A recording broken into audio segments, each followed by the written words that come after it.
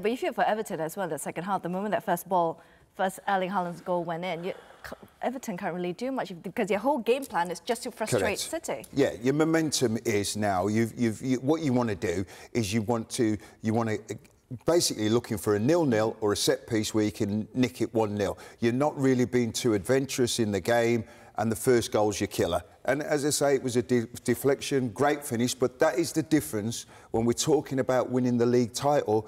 That is the difference between them and Arsenal. Arsenal don't have that, OK? Liverpool have it in Mo Salah. We don't know how long he's going to be injured for. I was a bit disappointed with Everton in the second half. I thought they were poor. I didn't think they offered anything in the game. Once the first goal goes in, they kind of rolled over. And I think, you know, I know they're at the bottom of the table and they're trying to be organised and compact. You've got to offer a bit more in the Premier League. I know you're playing against Manchester City, but I've seen teams go there and have a go.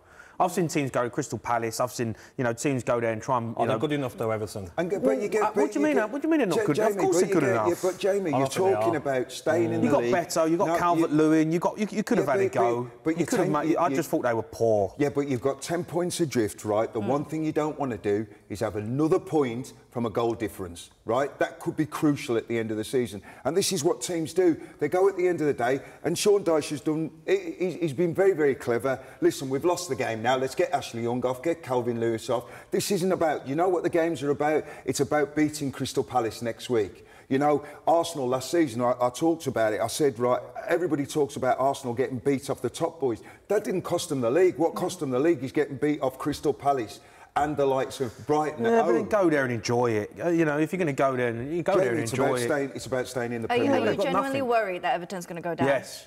Okay. Yeah, I don't think they've got goals in the team. They lack ambition. Calvert-Lewin, for me, looks like he can't score goals. I thought he was poor today. All right, yeah, they're compact. Yeah, they're organised. They might keep some clean sheets. They don't score. They don't look like they're going to score a goal. What they've got to do, though, is next game against Crystal Palace, they've got to go. They've got to go through. They've got Crystal Palace, then Brighton, then West Ham. Those are 3 games, potentially, perhaps. Two must-wins, you'd say, in them 3 games. They've got to go out there. Calvert-Lewin's got to get his goal-scoring boots on. McNeil, Harrison. But I do agree, Carlton, to go to the Etihad. If that team today that was picked, go there and press Manchester City, it could have been 6 or 7. Listen, and you have to look. It's very difficult. I've been a manager, and you look at the players you've got in your team, right? You look at what Sean Dyche has been given, right? So you look at that. They've not been able to do anything in the transfer market. OK, people worry about the fair play, but even in the summer they weren't able to do anything because they don't have the money to do it. By the way, look at their fixtures. I mean, them fixtures are tough. You've got the Burnley. I'm looking at Burnley. I'm looking at West Ham. I'm looking at Crystal Palace as maybe 3 wins that you might pick up. Bournemouth away is a tough game. The rest of them... But Carlton's right about the goal difference. It's -4 before today, now -6. That could be massive come the end of the season. Come the end of the season. Yeah. Honestly, I'll tell you now, Everton will stay up. In my opinion, Everton will stay up. I think they're going down. Sorry? I think they're going down. I think Everton will stay up on the basis, right, they don't concede goals, right? OK, they don't score a lot of goals, but if you're conceding goals at the bottom, I think the 2 teams that are down the bottom are gone now. So Burnley, Sheffield United. Who would you add to that if it's not Everton? Yes, sorry? Who would you add to that if it's not Everton? Well, I'll tell you now, I like the way Luton are going about it, right? But I think it's either Luton or Forest for me. Luton or Forest. I think Everton, Sean Dyche has been here before. Last season he did it a miracle, really, to keep Everton up. I think he's got the know-how to keep them up, and I think the way they play and they're nice and compact. If you concede goals at the bottom end of the table, Luton are winning games and getting results, but they concede a lot of goals. That is a problem come the end of the season. Got ambition, though. Yeah, but what's the ambition? The ambition is about at the end of the season staying up. You don't get ambition when you're Everton Football Club by going to Man City. For us, though, as neutrals, it's better to watch Luton. You know, going for it, Correct. Going to St James's Park, scoring 4, not sitting back. But like you says, at the end of the day, it's about staying in the Premier League. Yeah, but we're neutrals watching the game. That's brilliant for us. But I'm thinking, as a manager's point of view, and being a manager, listen, Sean gets a bit of bad press about the people say about the way he plays. But you play the way you play. If you're manager of Burnley and you've got the players you've got at Burnley and you're manager at Everton and you've got the managers there, it's easy for Pep to you know what I mean? Yeah, but what about Rob Edwards at Luton, though? Yeah, but what about Rob Edwards? But he's having a go. He's got he hasn't. You wouldn't sit there and say he's got a great side. But he's gone, I've got Ross Barkley, right? I've got Andros Townsend. I'm going to go and have a go. I'm going to press. Look at them at Newcastle the other day. But I think so you've still got to have ambition. That's a negative mindset as a manager. I want to sit in. But it's a different mindset at Luton.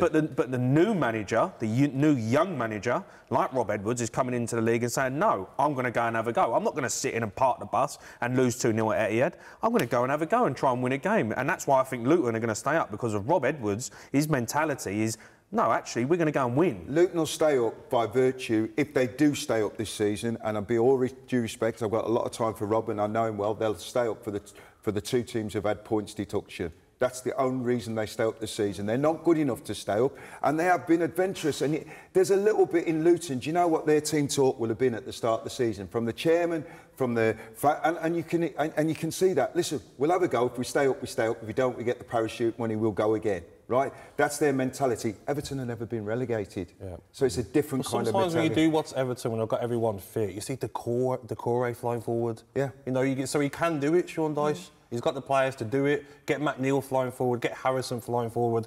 I mean, Decore is their top goal scorer. He can score goals, he can get in the box. But you have to understand, when you go into the Etihad and you're playing Man City, you look today, Man City are poor, and then they go at half-time and they bring on De Bruyne. Yeah, it's hard. We know that's tough, of course, but... You're talking about De Bruyne, who's probably... I think psychologically, the Everton players would be deflated at the moment they see Kevin De Bruyne warming up. Yeah, of course. Yeah. But I just look at it and think, yeah, all right, they've kept some clean sheets. All right, I understand that. They're solid, but I just was expecting a bit more from them. Next game, we want to see them go for it against Crystal Palace. Yeah. Get bodies forward. That would be a proper test for them, not against Manchester City at the Etihad.